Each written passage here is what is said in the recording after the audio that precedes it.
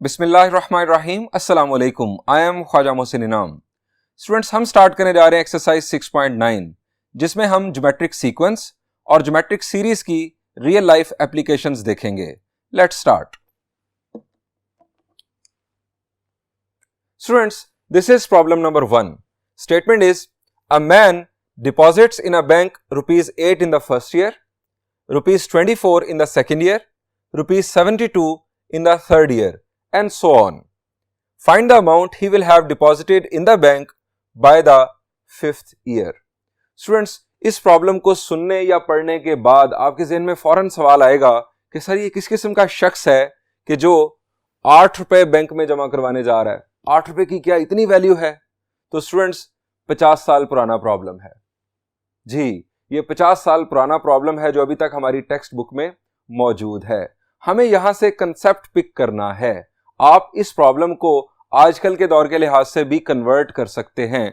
आप अमाउंट्स बढ़ा दें, इसको 8000 कर लें, इसको 80,000 कर लें और फिर इसका 3 टाइम्स, फिर इसका 3 टाइम्स, तो ये आजकल के दौर का प्रॉब्लम भी बन सकता है। हम यहां से कंसेप्ट पिक करते हैं।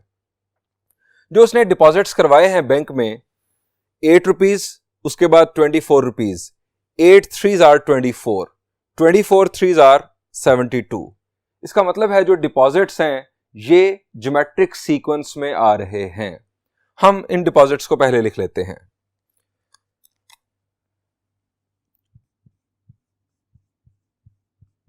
Deposits in successive years. सबसे पहले है 8, फिर 24, फिर 72, so on so forth। अब हमें क्या कह रहा है? Find the amount he will have deposited in the bank by the 5th year. इससे क्या मुराद है? जी शाबाश। आप में से बहुत स्टूडेंट्स ये सोचेंगे कि वो 5वें साल कितने पैसे बैंक में जमा करवाएगा। पहले साल उसने 8 रुपए करवाए, दूसरे साल 24 रुपए, तीसरे साल 72 रुपए, वो 5वें साल कितने पैसे जमा करवाएगा? तो स्टूडेंट्स, आपकी इंग्लिश जरा कमजोर है अगर आप इस तरह से सोच रहे हैं। आप जरा ध्यान से इस सेंटेंस को देखें। Find the amount he will have deposited, ये फ्यूचर परफेक्ट टेंस यहां पर यूज किया गया है। ही will have deposited in the bank by the 5th year. वो 5 साल में कितने पैसे जमा करवा चुका होगा? पहले साल उसने अगर 8 रुपए करवाए, दूसरे साल 24 रुपए, तीसरे साल 72 रुपए, चौथे साल, 5वें साल, 5 सालों में वो टोटल कितने पैसे जमा करवा चुका होगा? अगर हमें उसने पूछना होता कि 5वें साल वो कितने पैसे जमा करवाएगा तो यहां पर लिखना चाहिए था find the amount he will deposit in the bank in the 5th year.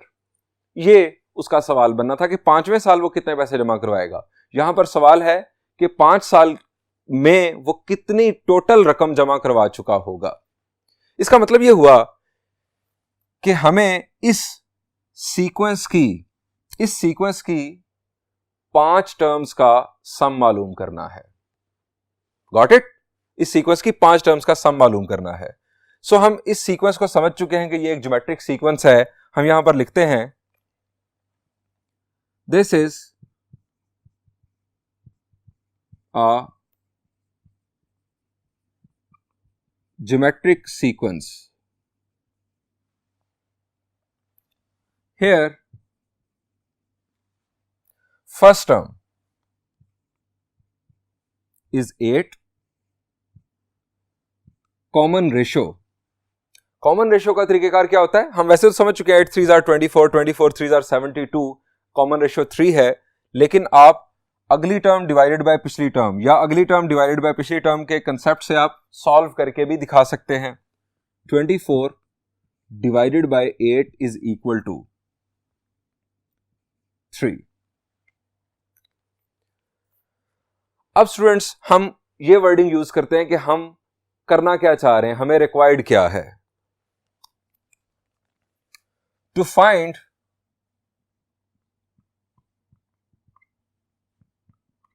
the amount he will have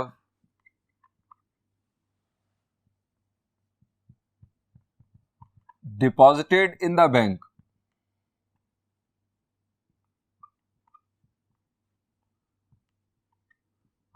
by the 5th year, we will calculate S5, sum of first 5 terms इस सीक्वेंस की हमें यह मालूम करना है। Since अब Sn का formula क्या होता है? शाबाश जी, Sn का फॉर्मूला है A इंटू, अब हमारे पास दो फॉर्मूलाज हैं, एक में आता है 1 minus R raise to power N over 1 minus R, और दूसरे में R raise to power N minus 1 over R minus 1। इन दोनों फॉर्मूलाज के यूजेज का फर्क क्या है कि अगर हमारी कॉमन रेशो -1 और 1 के बिटवीन हो तो हम 1 minus R raise to power N वाला फॉर्मूला यूज करते हैं, और अगर कॉमन रेशो इस इंटरवल से बाहर हो यानी 1 से ग्रेटर हो या -1 से स्मॉलर हो तो हम दूसरा फॉर्मूला यानी R raise to power N minus 1 वाला फॉर्मूला यूज करते हैं। यहां पर हमारी कॉमन रेशो है स्टूडेंट्स 3, सो हम दूसरा फॉर्मूला यूज करेंगे।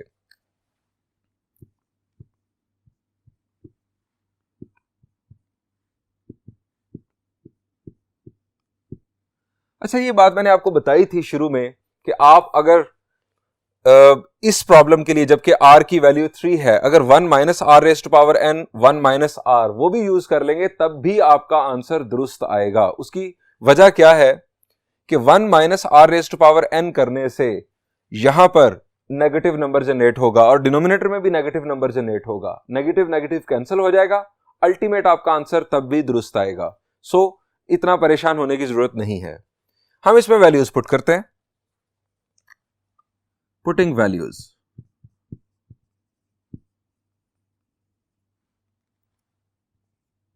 S5 is equal to, A की वैल्यू स्टूडेंट्स हमारे पास है 8 इंटू R की value 3 raise to power 5 minus 1 divided by R minus 1 that is 3 minus 1। अब 3 रेज टू पावर 5 क्या होता है?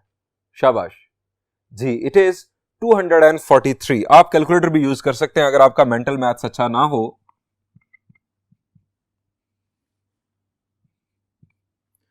It is 243 minus 1, 3 minus 1 is 2। अब यहां पर कैंसिलेशन आप देख सकते हैं, 2 4s are 8, 243 माइनस 1 इज 242। यहां पर ही हम नेक्स्ट स्टेप लिख सकते हैं 4 इंटू 242। अब ये प्रोडक्ट परफॉर्म कर लें, हमारा फाइनल आंसर आ चुका होगा। S5 इज इक्वल टू 4 को मल्टीप्लाई करेंगे 242 के साथ तो हमें मिलेगा 968। स्टूडेंट्स, अब सवाल यह है कि क्या हमें प्रॉब्लम की स्टेटमेंट के अंदर S5 फाइंड आउट करने के लिए कहा गया था? The answer is no. हमें कहा गया था कि find the amount he will have deposited in the bank by the 5th year. वो 5 साल में कितनी रकम जमा करवा चुका होगा। स्टूडेंट्स, याद रखें कि वर्ड प्रॉब्लम का जो आंसर है, फाइनल आंसर, वो उसी लैंग्वेज में हमें देना चाहिए कि जिस लैंग्वेज में हमसे सवाल पूछा गया हो, यानी वर्ड्स की सूरत में। सो हम यहां पर लिखेंगे 10 या hence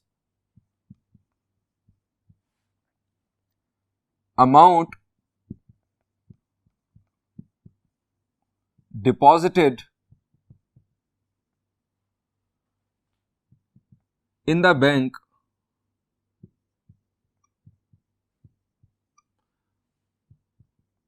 by the 5th year is equal to rupees 968।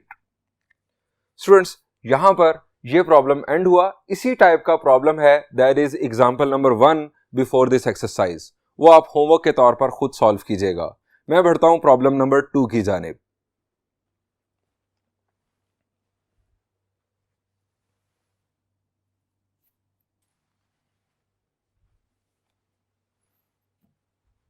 Students, this is problem number 2. Statement is, a man borrows rupees 32,760 without interest and agrees to repay the loan in installments, each installment being twice the preceding one. Find the amount of the last installment if the amount of the first installment is rupees 8. आसान अल्फाज में एक शख्स 32,760 रुपए उधार लेता है किसी शख्स से या किसी बैंक से और उसे बगैर सूद के वापस करनी है ये रकम, और ये तय होता है कि वो ये रकम इंस्टॉलमेंट्स में यानी किस्तों में वापस करेगा. Each instalment being twice the preceding one, यानी जो किस्त है वो पिछली किस्त से डबल होगी, हर किस्त पिछली किस्त से डबल होगी. फर्ज करें अगर पहली इंस्टॉलमेंट है 100 रुपीज तो दूसरी इंस्टॉलमेंट 200 रुपीज होगी, फिर उससे अगली इंस्टॉलमेंट 400 रुपीज होगी, उससे अगली 800 रुपीज होगी. इससे आप जरा समझें कि ये जो इंस्टॉलमेंट्स हैं ये किस किस्म का सीक्वेंस बना रही हैं. आपके ज़हन में आ गया होगा जी, इट इज ज्योमेट्रिक सीक्वेंस. चूंकि हर दफा जो इंस्टॉलमेंट है नई इंस्टॉलमेंट पिछली इंस्टॉलमेंट की डबल है, 2 मल्टीप्लाई होकर नई इंस्टॉलमेंट बनती है. ये टोटल अमाउंट उसने इंस्टॉलमेंट्स के में वापस करनी है. हमें मालूम क्या करना है, find the amount of the last instalment. Last instalment की अमाउंट क्या होगी.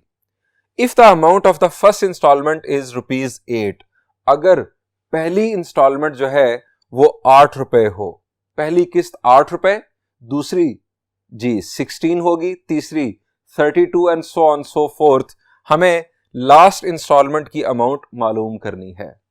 स्टूडेंट्स, हमारे पास फर्स्ट इंस्टॉलमेंट की अमाउंट मालूम मौजूद है, हमारे पास कॉमन रेशो मौजूद है, दैट इज 2, क्योंकि हर इंस्टॉलमेंट पिछली इंस्टॉलमेंट से डबल होगी, common ratio 2.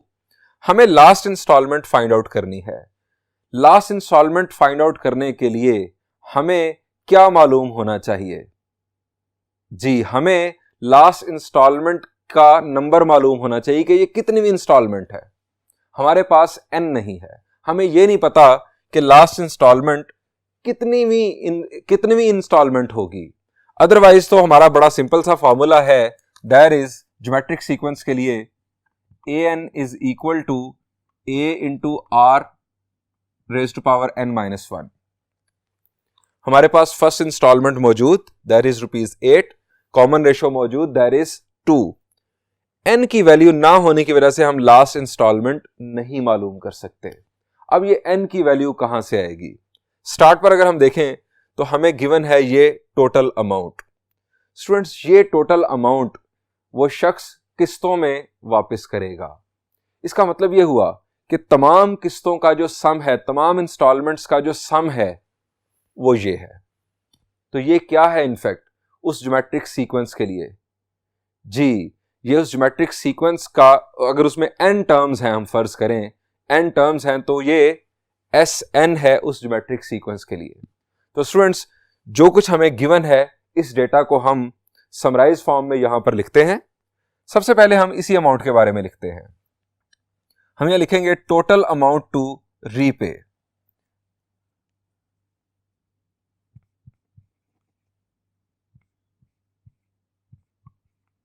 Total amount to repay.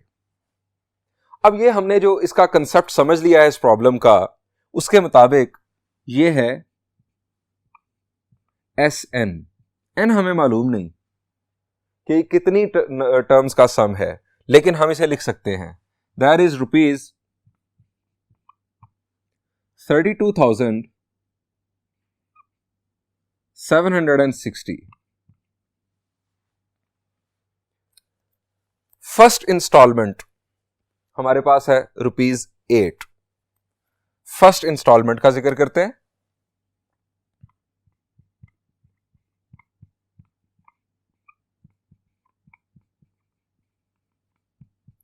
First instalment ये हमारे सीक्वेंस की फर्स्ट टर्म होगी, हम इसे कहेंगे A, and that is rupees 8.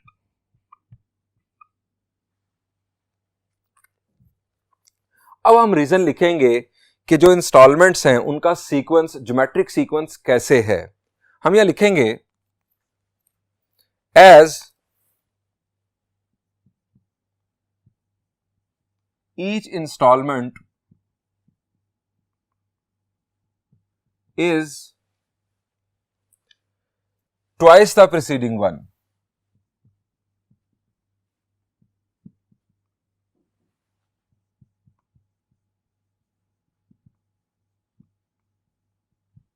So R की वैल्यू हमारे पास होगी 2। अब students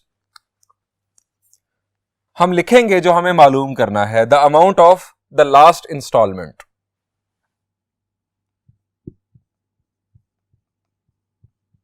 the amount of the last instalment.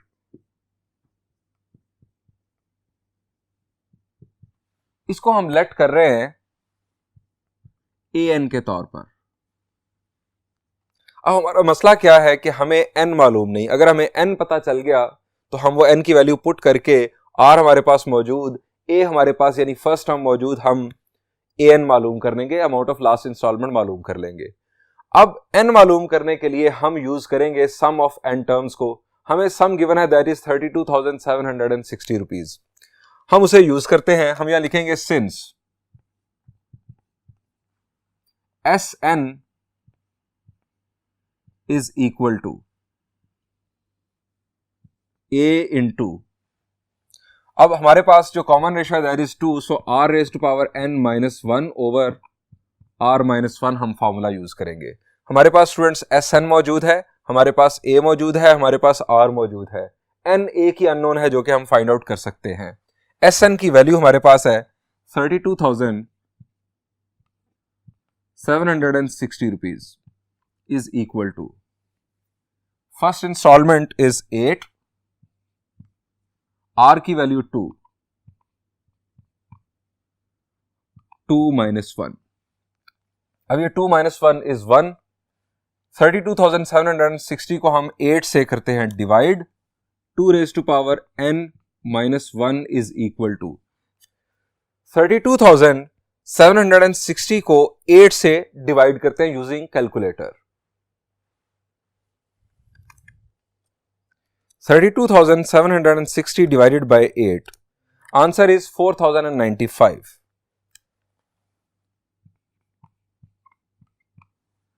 Minus 1 दूसरी तरफ जाकर ऐड होगा, 2 raise to power n is equal to 4,096।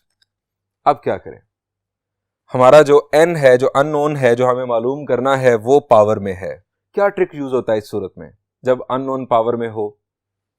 यहां पर दरमियान में इक्वल साइन मौजूद है। ट्रिक है कि अगर लेफ्ट साइड पर बेस 2 है तो राइट साइड पर भी हमें बेस 2 बना लेनी चाहिए। हमें मालूम करना होगा कि 2 की क्या पावर ली जाए कि आंसर 4,096 आए।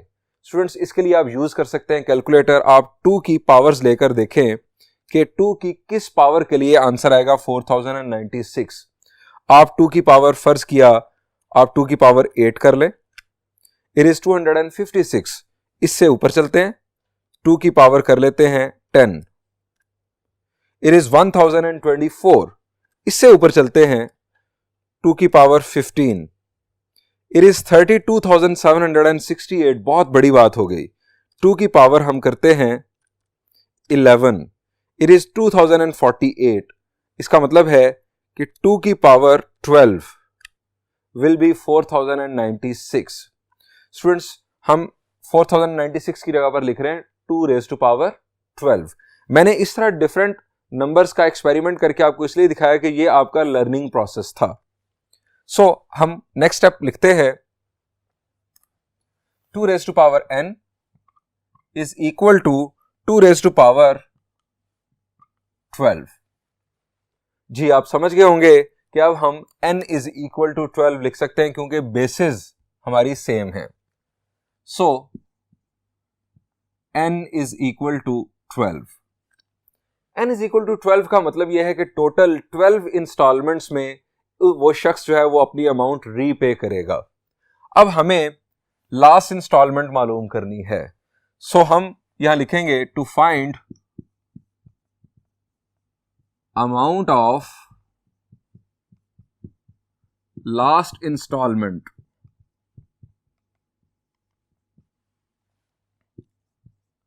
we have to find A12. A12 हमें मालूम करना है. Since AN is equal to, geometric sequence के लिए AN is equal to A first term into R raised to power n minus 1. Putting values A12, A की value students हमारे पास थी 8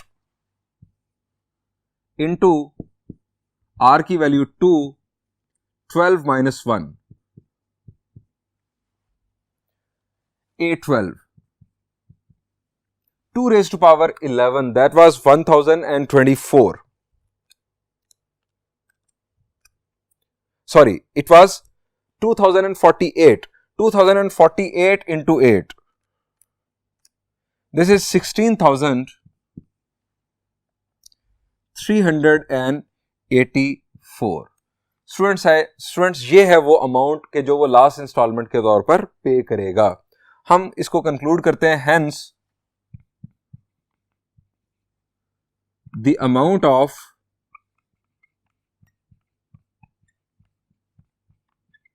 last instalment is equal to rupees 16,384. This is the final answer. बढ़ते हैं एक और problem की जानिब.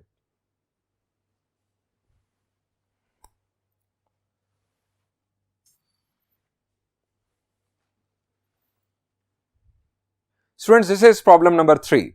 Statement is, the population of a certain village is 62,500.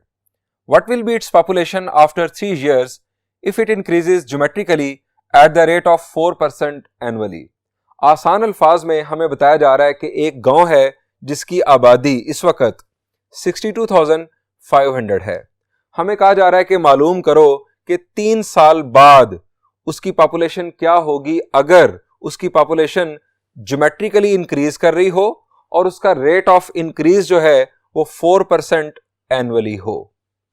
Students, क्या समझ आती है? 62,500 इस वक्त पॉपुलेशन है. हमें मालूम करना है कि 3 साल बाद पॉपुलेशन कितनी होगी और हमें बताया जा रहा है कि जो इंक्रीज है वो ज्योमेट्रिकली हो रहा है और 4% एनुअली रेट ऑफ इंक्रीज है. जी, ये 62,500 ये क्या है? जी, ये फर्स्ट टर्म है ज्योमेट्रिक सीक्वेंस की. हम यहां लिखते हैं present population of village.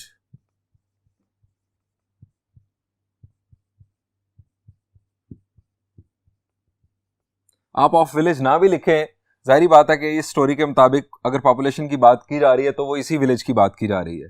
Present population is equal to, ये होगा A is equal to, this is 62,500. What will be its population after 3 years? ये 3 क्या होगा?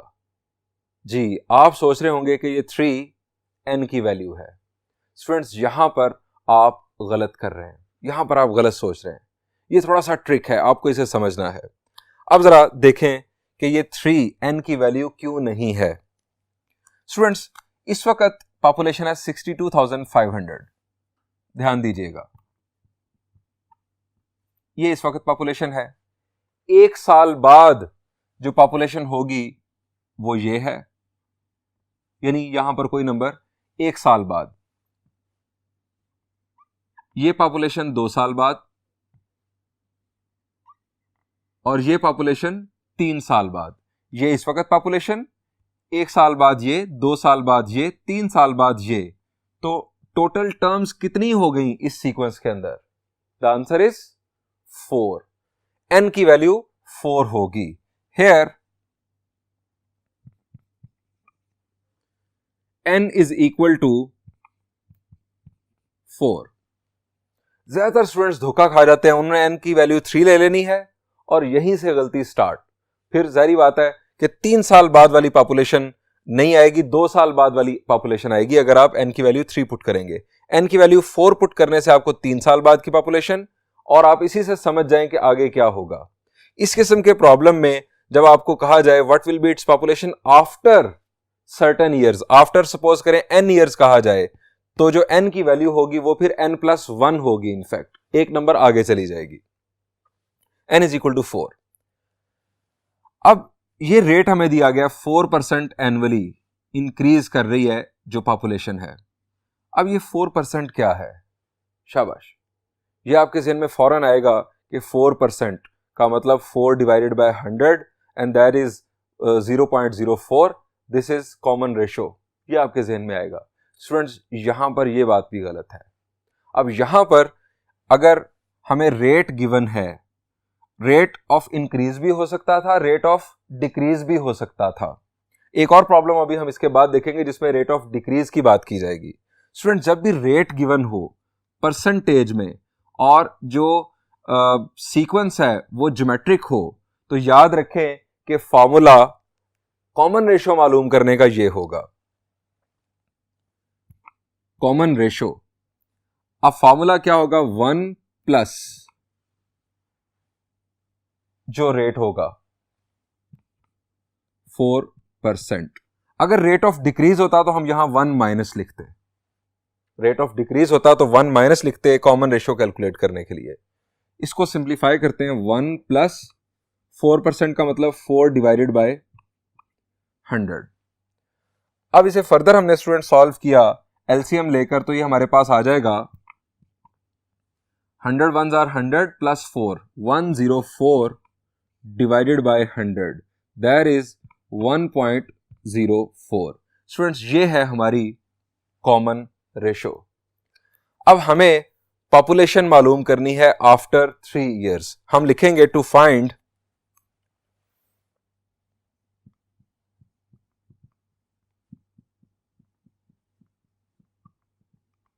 Population after 3 years, we will have to find A4 of the geometric sequence। Geometric sequence मैंने कैसे कह दिया? उसने खुद कहा है कि जो पॉपुलेशन है वो ज्योमेट्रिकली इंक्रीज कर रही है।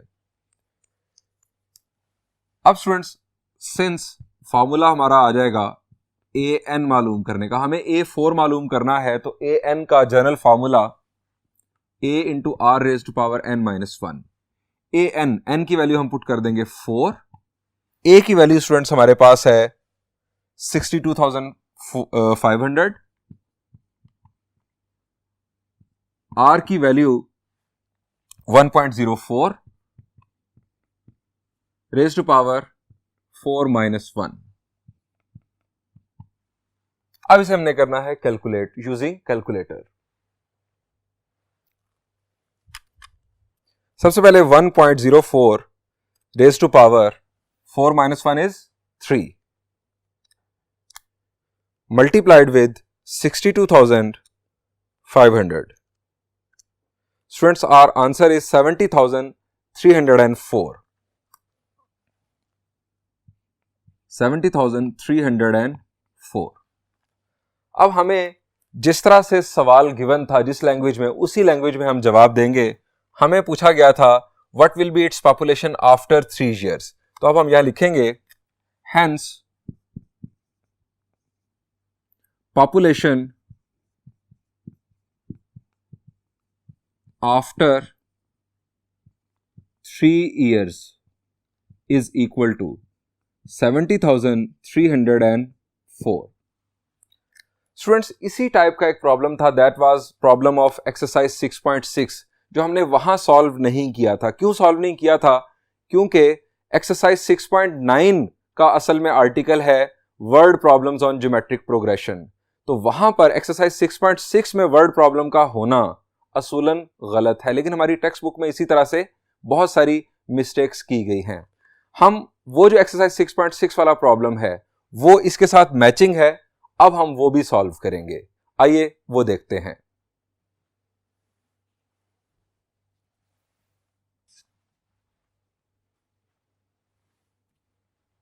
Students, this is problem number 5 of exercise 6.6।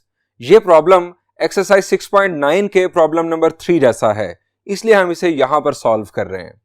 Statement is, if an automobile depreciates in value 5% every year, at the end of 4 years, what is the value of the automobile purchased for rupees 12,000? आसान अल्फाज में एक गाड़ी की कीमत value अभी 12,000 rupees है। अगर उसकी वैल्यू हर साल 5% डेप्रिशिएट कर जाती है तो 4 साल बाद उसकी वैल्यू क्या होगी? This is the problem we are going to solve. अब स्टूडेंट्स, इस वक्त उस गाड़ी की जो वैल्यू है वो है रुपीज 12,000। ये क्या हम कंसीडर करेंगे? जी, ये first term of the sequence होगी। अगले साल जो इसकी वैल्यू होगी वो सेकंड टर्म होगी, फिर उससे अगले साल वो थर्ड टर्म होगी, and so on so fourth. हम यहां पर लिखते हैं current value of automobile is equal to rupees 12,000। हमें 4 साल बाद इसकी वैल्यू बतानी है कि क्या होगी 4 years आफ्टर। स्टूडेंट्स, इससे मुराद क्या होगा? n की वैल्यू 4? नो, हमने लास्ट प्रॉब्लम में क्या सीखा? चले आपको दोबारा बताता हूं। इस वक्त 12,000 है इसकी वैल्यू। 1 साल बाद, 2 साल बाद, 3 साल बाद और 4 साल बाद ये वैल्यू होगी इसकी। अब ये सीक्वेंस, इसमें ये कितनी टर्म बन रही है? The answer is 5th term. So n की वैल्यू यहां पर होगी 5। Here we are to find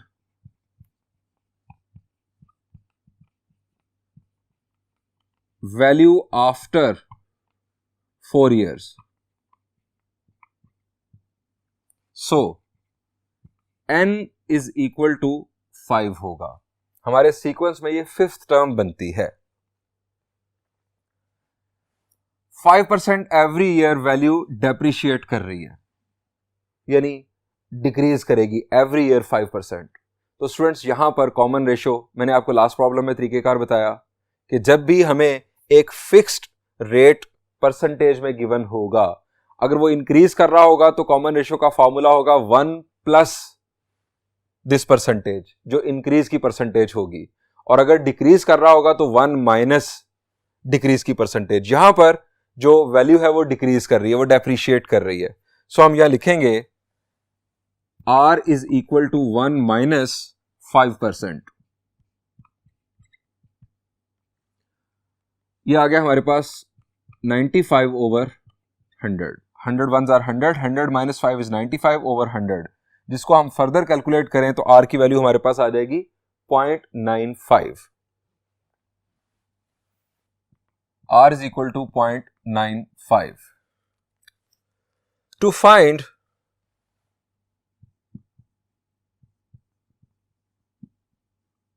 value of automobile after 4 years, we have to find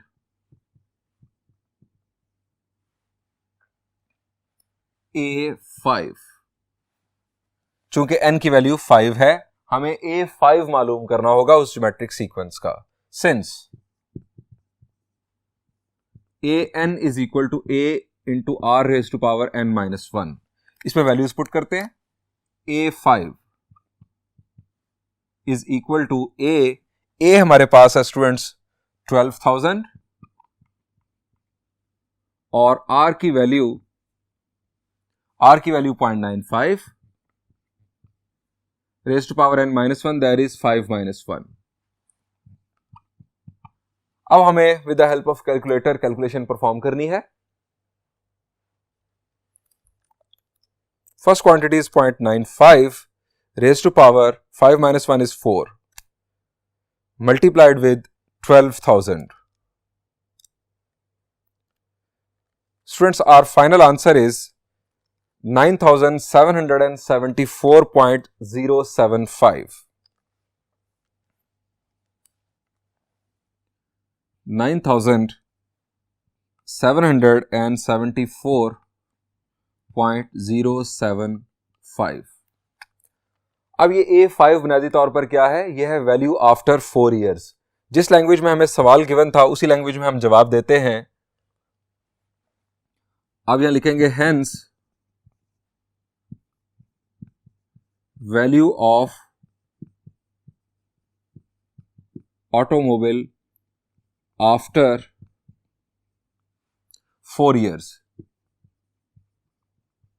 is equal to rupees 9,774.075. Students, यहां पर यह प्रॉब्लम एंड हुआ और यहां पर इस लेक्चर को भी एंड करते हैं. आप इन प्रॉब्लम्स की अच्छी तरह से प्रैक्टिस कीजिएगा, इसके साथ साथ एग्जाम्पल्स को भी देखिएगा. Thank you and Allah Hafiz.